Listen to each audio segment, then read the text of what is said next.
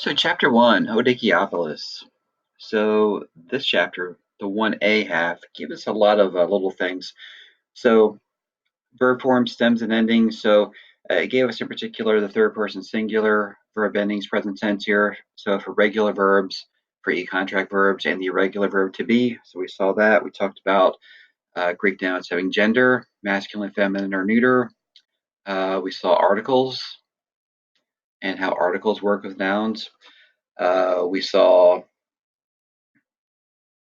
nouns, the way the endings on nouns tell us what kind of noun it is, what case it is in particular.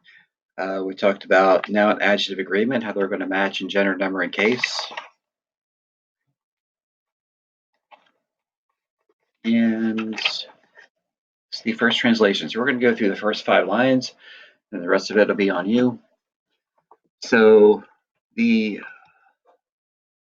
beginning here. So Hodikiopolis ateneo system. Right, so the verb is estin, is. Okay, the subject is going to be the noun Hodikiopolis. Right, so when you see an is, and you see a couple of nominatives, right? I know this is nominative because of the OS ending. Okay. Dikiopolis, I know is nominative. The ending doesn't help us here because this is a declension you haven't seen yet, a kind of noun you haven't seen yet. But the article ho, you've seen, that is nominative, so that indicates a nominative. So I know this is a nominative. So the nominative that has the article is going to be your subject of is. Right? And then the other word here is the adjective, doesn't have an article. Right? So this is just an easy way to spot it for you for now.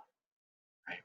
So the noun, that'll be the one with the article. That's the subject, and then the adjective will be what the noun is. Right? So Hodikiopolis is the subject of is. Right? And is does not take an accusative. Right? We saw accusatives. There's one coming up here, Tom Claron. Is like an equal sign, so the nominative is nominative, wouldn't have an accusative there, right? So Hodikiopolis is Athenian, so Hodikiopolis is Athenian. Okay, day here just kind of links the next clause to what went before, right? So don't get hung up on the day. So all the verbs are underlined in red, by the way, and then I have the nominative nouns highlighted in green, and then the nominative adjectives are highlighted in a lime green. Almost looks the same. And then I have the one accusative here highlighted in gray. So oike de Hodikiopolis, right? So oike here. So oike, you notice it has the macron over it. In class, we talked about that means it's e-contract. So its stem, that part of the verb to which we added the ei ending, already ended in an e. So e plus ei became ei with a circumflex accent. Right, so this is an e-contract, right? And the ei tells me it's he, she, it something. Hodikiopolis is my he, the subject of oike. Notice it doesn't have to come in front of it.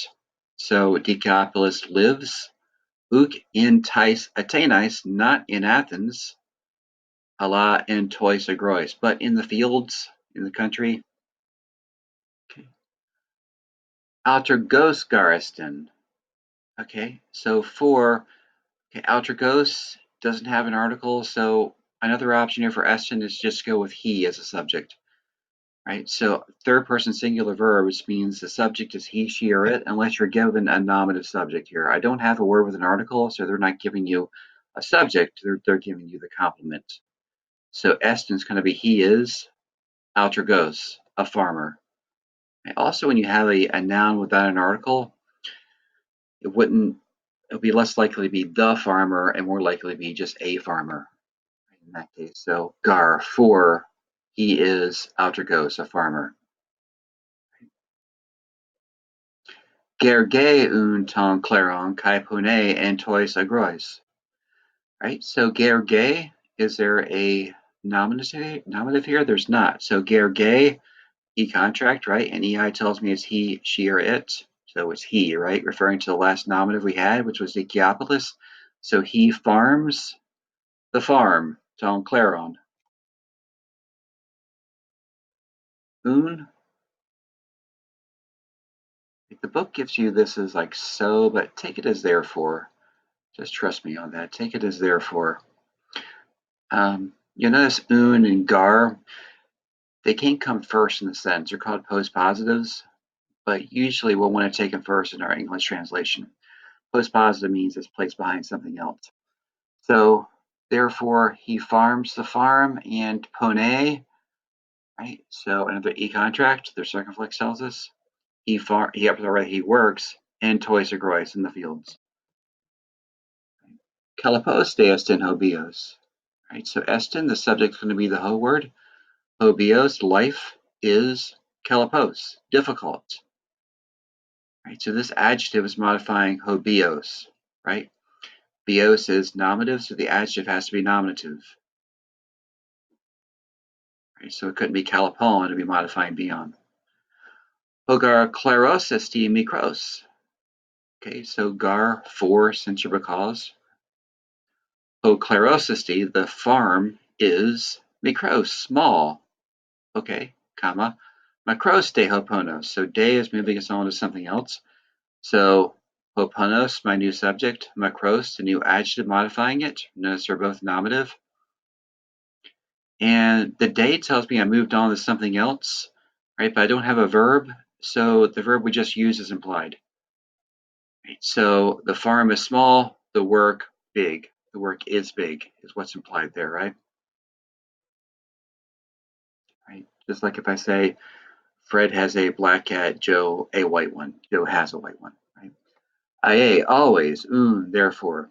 Okay, pone hodikiapolis. So the verb is pone, the subject is hodikiapolis. The ho tells me it's nominative, so he's my subject. Dikiapolis, he contract pone, he works. Kai polakis stenazde, and polakis often, stenazde, he groans. Kai lege, he says. O Zdel, O Zeus. Kalaposis in hobios. Again, hobios estin, life is. Kalapos, the adjective, hard. Right? Just what we had up here. All right, so you work on the next few lines. We'll go over it, and we'll see how you do.